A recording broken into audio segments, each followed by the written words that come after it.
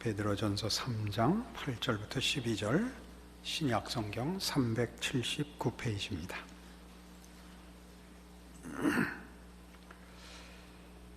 마지막으로 말하노니 너희가 다 마음을 같이하여 동정하며 형제를 사랑하며 불쌍히 여기며 겸손하며 악을 악으로 욕을 욕으로 갚지 말고 도리어 복을 빌라. 이를 위하여 너희가 부르심을 받았으니 이는 복을 이어받게 하려 하심이라. 그러므로 생명을 사랑하고 좋은 날 보기를 원하는 자는 혀를 금하여 악한 말을 그치며 그 입술로 거짓을 말하지 말고 악에서 떠나 선을 행하고 화평을 구하며 그것을 따르라. 주의 눈은 의인을 향하시고 그의 귀는 의인의 간구에 기울이시되 주의 얼굴은 악행하는 자들을 대하시느니라 하였느니라.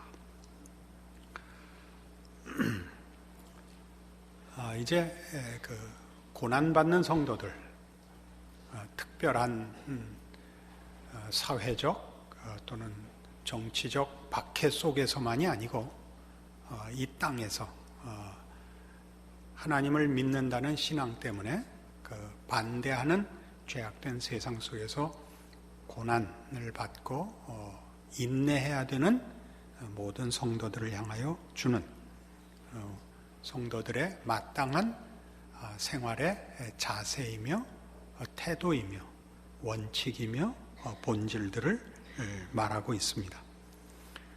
그것들이 말하자면 여기 표현된 대로 마음을 같이하고 동정하고 사랑하고 불쌍히 여기고 겸손하고 부정적으로 얘기해서 악을 악으로 갚지 말고 욕을 욕으로 갚지 말고 또 더 적극적으로 복을 빌고 하는 이런 내용들은 사실 서신서에 후렴같이 반복되어서 나오는 내용들입니다.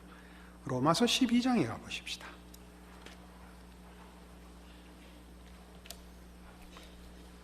로마서 12장 9절 말씀부터 보죠. 256페이지입니다. 사랑에는 거짓이 없나니 악을 미워하고 선에 속하라. 형제를 사랑하여 서로 우애하고 존경하기를 서로 먼저 하며 부지런하여 게으르지 말고 열심을 품고 주를 섬기라. 소망 중에 즐거워하며 환난 중에 참으며 기도에 항상 힘쓰며 성도들의 쓸 것을 공급하며 손대접하기를 힘쓰라. 너희를 박해하는 자를 축복하라. 축복하고 저주하지 말라. 즐거워하는 자들과 함께 즐거워하고 우는 자들과 함께 울라. 서로 마음을 같이하며 높은 데 마음을 두지 말고 도리어 낮은 데 처하며 스스로 지혜 있는 채 하지 말라. 아무에게도 악을 악으로 갚지 말고 모든 사람 앞에서 선한 일을 도모하라. 할 수 있거든 너희로서는 모든 사람과 더불어 화목하라. 이런 내용들은 말하자면 도덕적이고 윤리적일 뿐만 아니라 한 걸음 더 나아가 옳고 그른 것 이상, 그러니까 우리 기독교적인 신앙의 본질적인 내용으로 얘기하자면 사랑하라 하는 것입니다. 이타심을 가지라, 이런 것들이죠. 이런 성경의 요구들은 사실 기독교인에 대한 자기 정체성과 기독교인이 가지는 신앙의 본질적인 내용이라는 것을 이해해야 합니다. 이 같은 로마서 12장 1절을 보시면 이렇게 오늘 조금 전에 본 9절 이하의 말씀 혹은 오늘 베드로전서 3장 8절 이하의 말씀이 무엇으로 시작하고 있냐면 12장 1절 그러므로 형제들아 내가 하나님의 모든 자비하심으로 너희를 권하노니 너희 몸을 하나님이 기뻐하시는 거룩한 산 제물로 드리라. 이는 너희가 드릴 영적 예배니라. 이렇게 시작합니다. 이 그러므로는 말하자면 1장부터 11장까지의 모든 내용을 이제 묶는 것입니다. 1장부터 11장까지가 전부 뭐냐 하면 복음이 뭔가, 복음의 내용이 무엇이며 그 내용이 어떻게 우리에게 큰 은혜와 능력과 구원으로 허락된 것인가 하는 것들을 세세히 설명한 후에 그러므로가 나오는 것입니다. 너희는 하나님의 은혜로 허락하신 구원으로 그 복된 내용으로 하나님의 자녀가 된 자들이니라. 그 그러므로 내가 하나님의 모든 자비하심으로 너희를 권하노니 너희 몸을 하나님이 기뻐하시는 거룩한 산 제물로 드리라. 이렇게 되는 겁니다. 우리가 구원에 대하여 또는 우리 신자들의 신앙적인 그 종교적 경건에 대하여 모두가 잘 알고 있다고 생각을 하겠습니다만, 조금 더 크게 이 부분을 큰 안목을 가지고 보면 이런 내용이기 때문에 다 아는 것 같지만 한 번 더 짚어볼 필요가 있습니다. 하나님의 은혜는 값없이 우리를 죄 가운데서 구원하신 은혜이며 영벌을 받아 마땅한 자들에게 허락한 영생입니다. 다 압니다. 그러나 이 영생에 관한 부분에서 그것이 은혜로 말미암았다는 얘기 때문에 우리는 그냥 구원을 얻었다, 우리가 아무것도 한 것 없이 얻었다라는 우리에게 자격과 조건이 없었다는 것이, 구원이라는 문제를 논할 때마다 나는 아무것도 한 것 없이 하나님의 은혜와 사랑으로 이 구원을 얻었습니다가 연장되어 구원을 얻은 자가 뭘 해야 되느냐 하는 부분에서도 이 은혜를 갚아야지라는 측면에서만 신앙을 이해합니다. 그러나 은혜라는 건 그런 의미가 아닙니다. 은혜보다 본질적인 내용은 그 은혜야말로 죄 아래 붙잡혀 죄의 종노릇하던 우리를 하나님의 자녀로, 대조해서 얘기하자면 하나님의 종으로 불러낸 은혜인 것입니다. 그러니까 은혜란 값없이 얻은 것입니다. 그러나 그 값없다는 것은 우리가 그 자격과 조건이 없음에도 불구하고 허락된 것임에 틀림없이 은혜입니다마는, 그 은혜는 값없다는 것 때문에 얻은 구원도 아무것도 안 해도 된다라는 무책임을 허락하는 방임의 은혜가 아닌 것입니다. 이 은혜는 자기를 주인으로 섬기고 자기 멋대로 살고, 보다도 본질적으로 얘기하면 죄의 종노릇하여 본질상 진노의 자녀 노릇한 데서부터 하나님의 의와 진리와 거룩으로 불러낸 은혜인 것입니다. 그러니까 은혜는 우리를 아무것도 안 해도 된다라고 말하는 것이 아니라, 너희가 예전에 죄 아래 살 때 얻은 것이 무엇이냐라는 로마서 6장의 지적처럼, 죄 아래서 너희가 사망을 결과했지만 은혜로 이제 하나님의 자녀가 되어 영생을 결실해야 된다라는 대로 불러낸 책임 있는 은혜인 것입니다. 그래서 모든 성도들은 옛날 하나님 없이 죄 아래 종노릇하면서 살던 때와 하나님의 자녀로 부름받은 자가 하나님의 의와 진리의 거룩함으로 부르시는 그 부름에 합당한 생활을 해야 하는, 변명할 수 없고 외면할 수 없고 핑계댈 수 없는 책임 아래 부름을 받는 것입니다. 그래서 성경은 끊임없이 이 얘기를 하는 것입니다. 어떻게 하라고요? 물론 윤리 도덕을 지켜야 하며, 더 나아가 악을 악으로 갚지 않고 원수를 사랑하고 모든 사람에게 지고 편들고 섬기라고 얘기하는 것입니다.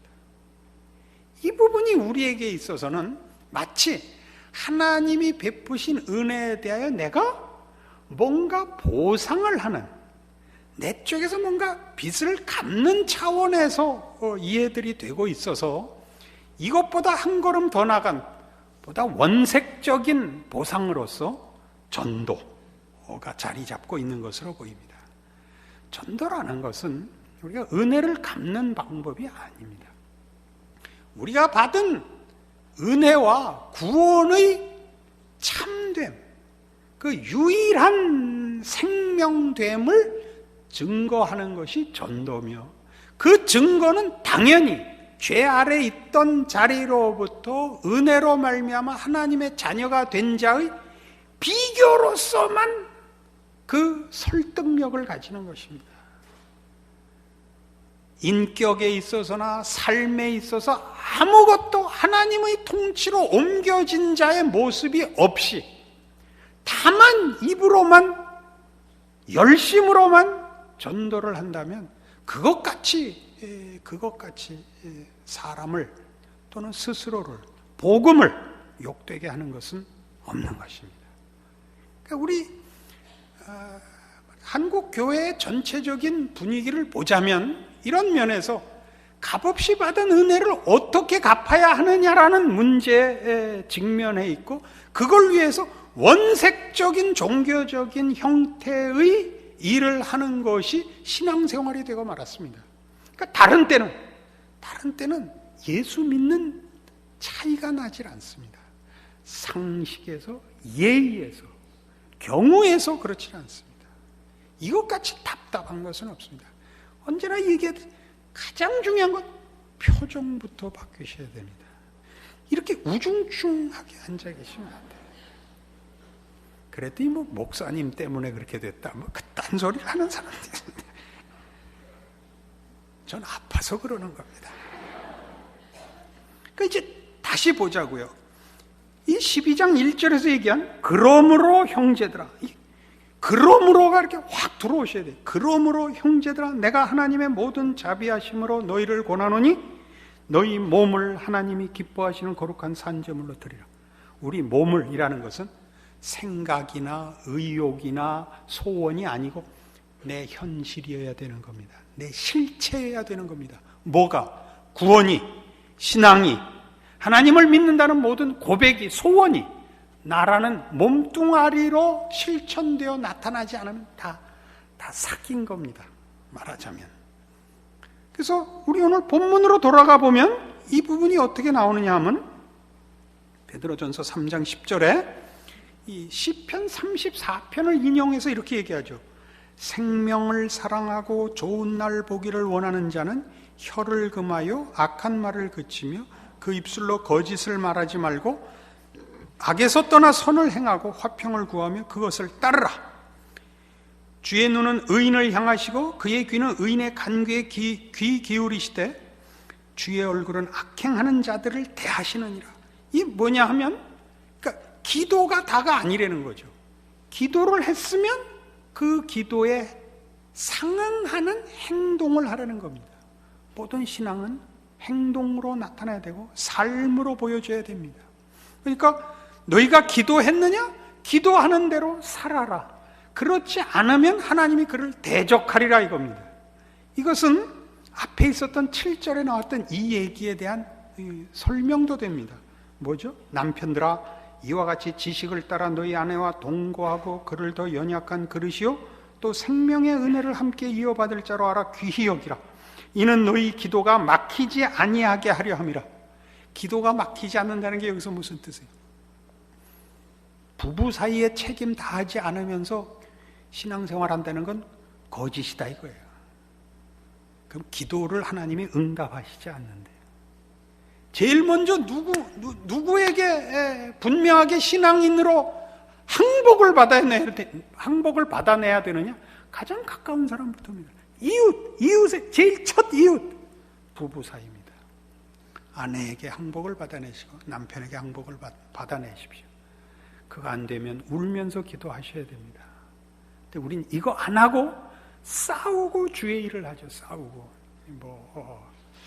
저도 이 설교하고 집에 가서 이제 좀 곤란해질 가능성이 있는 내용입니다만, 하여튼 성경이 말하는 진리는 이것입니다. 아멘입니다.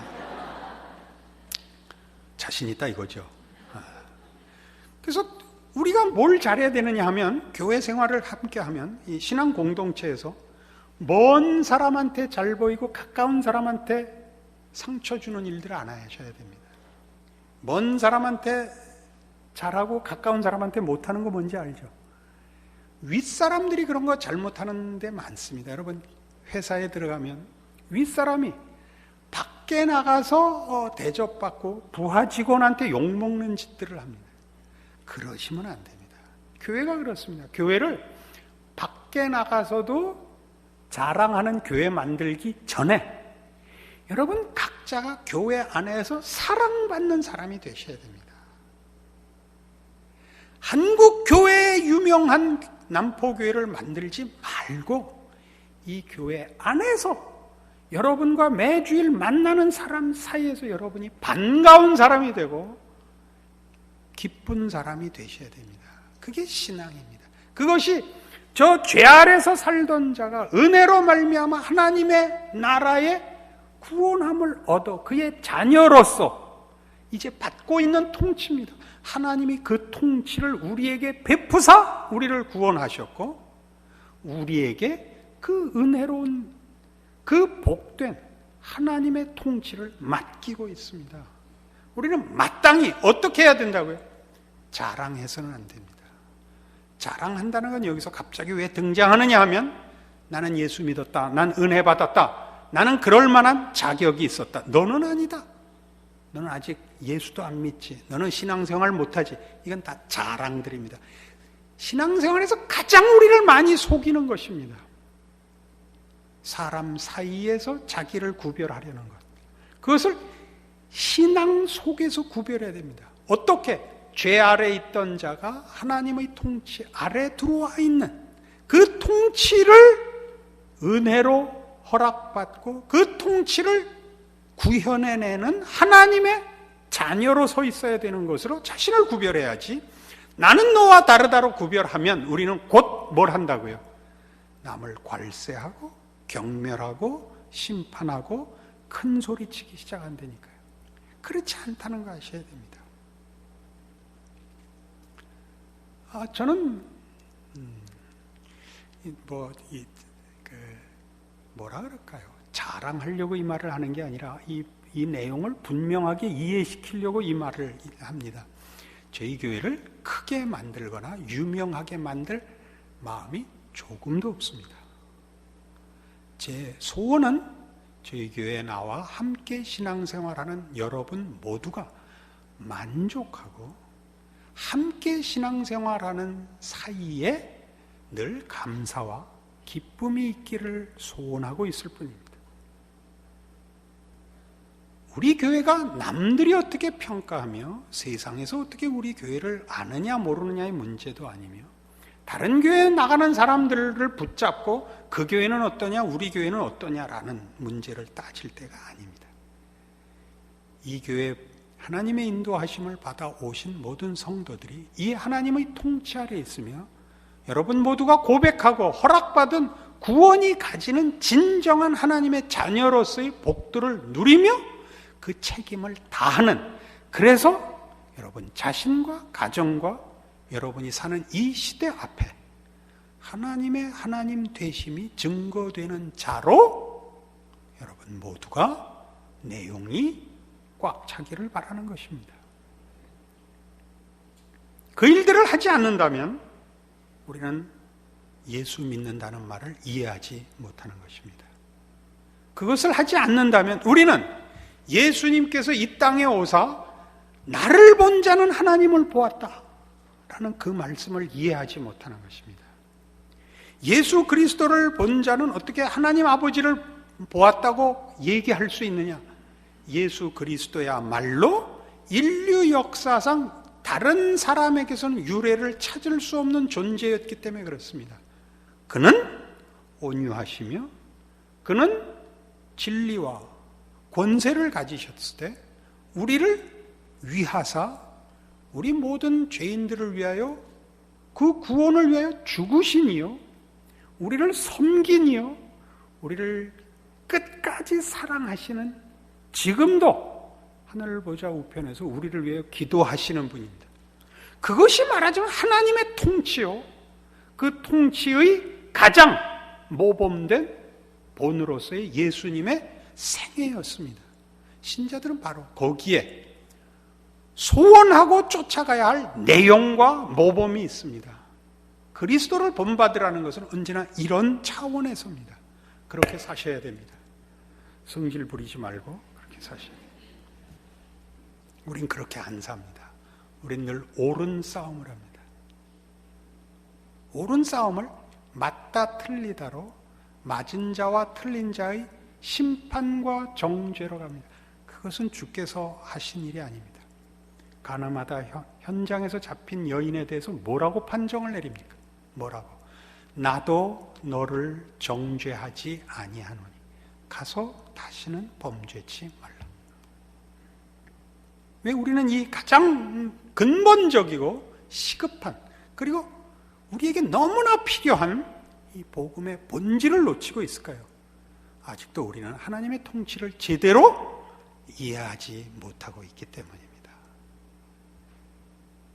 교회야말로 이것이 가장 크게, 두드러지게, 우선해서 드러나야 되는 곳입니다. 그런 뜻밖에도 교회야말로 가장 용서가 없고, 가장 경우가 없고, 타협이 없고, 용서가 없는 것이 되고 말았습니다. 왜 그렇다고요? 옳다는 문제를 갖고 그렇습니다. 뭐가 옳은 건데요? 뭐가 옳은 건데요? 예수 그리스도를 닮는 것이 옳은 것입니다. 예수께서 하시는 식으로 하는 것이 옳은 것입니다. 교회 안에도 여러 어려운 문제가 생길 수 있습니다.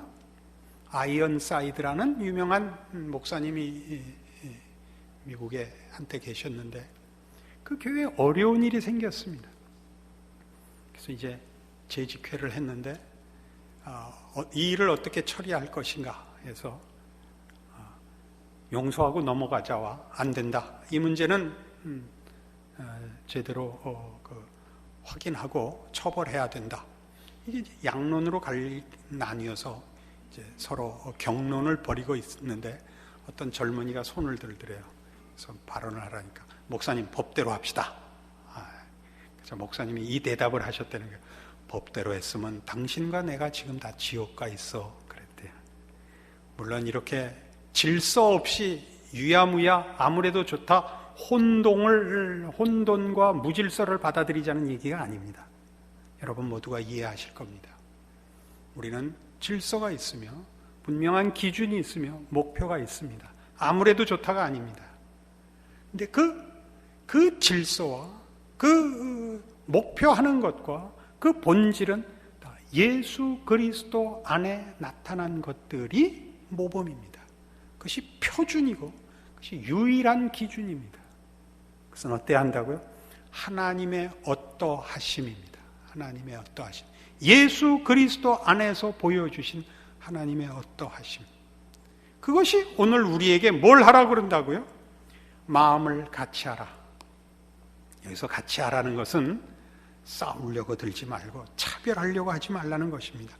동정하라. 상대방의 입장에서 생각을 하라. 사랑하라. 더 이상 할 말이 없죠. 사랑하라. 상대방의 유익을 우선하라. 불쌍히 여기라. 불쌍히 여기라. 그 처지를 이해해줘라. 겸손하라. 겸손하라. 우리 모두가 사실은 자책하면 끝이 없겠습니다만 사실은 우리가 예수 그리스도를 모범으로 놓고 그를 따라가면서 생각을 하면 언제나 우리 마음에 이 생각이 드는 겁니다. 주여, 이름 7번 용서하면 되겠습니까? 예수님의 답이 제자들에게 뭐라고 떨어졌어요? 70번씩 7번이라도 용서해라. 그죠? 그게 우리가 받은 은혜가 우리를 끌고 간 자리인 것입니다. 그러므로 형제들아, 내가 하나님의 모든 자비하심으로 너희를 권하노니 너희 몸을 하나님 앞에 산 제물로 드리라. 이것이 너희가 드릴 영적 예배니라. 이 사실을 꼭 기억하셔서 교회에 오시고 개인적으로 신앙생활하는 모든 내용을 여러분들이 점검할 때마다, 그리고 또 목표할 때마다 예수 그리스도의 어떠하심을 기억할 것이요, 그분과 여러분을 자꾸 묶으시며 그 뒤를 쫓는 것으로 여러분을 격려할 것이요, 또 여러분 옆에 있는 모든 사람들을 향하여 주께서 하신 대로 오래 참으며 사랑하며 용서하며 섬기며 위하시는 아버지여 저들을 사하소서 저들이 자기가 하는 일을 알지 못하나이다 로 여러분의 신앙에 진정한 눈금을 가지셔야 합니다. 이렇게 하는 것이 모든 성도들이 당연한 책임이며 신자들만이 할 수 있는 특권인 것입니다. 세상에서는 이걸 배워주는 자도 없고 모범을 보일 자도 없고 그렇게 살면 다 하루아침에 잡아먹습니다. 그러나 신앙 안에서는 이렇게 살지 않는 것은 스스로를 속이는 것입니다. 여러분 각자의 신앙을 이 말씀으로 점검하여 진정한 승리와 기쁨이 있는 하나님의 자녀의 인생을 살기를 원합니다. 기도하십시다. 하나님 아버지 은혜를 감사합니다. 하나님의 자녀로 은혜를 입었으니 이제 우리의 온 몸과 마음을 저 성경이 명령한 대로 마음을 다하고 뜻을 다하고 성품을 다하고 목숨을 다하여 주 나의 하나님을 사랑하는 하나님의 자녀의 길을 걷게 하사 우리가 살고 있고 바라는 모든 것에 하나님의 통치가 구현되는 그 승리와 자랑과 결실이 있게 하여 주시옵소서. 예수님 이름으로 기도합니다. 아멘.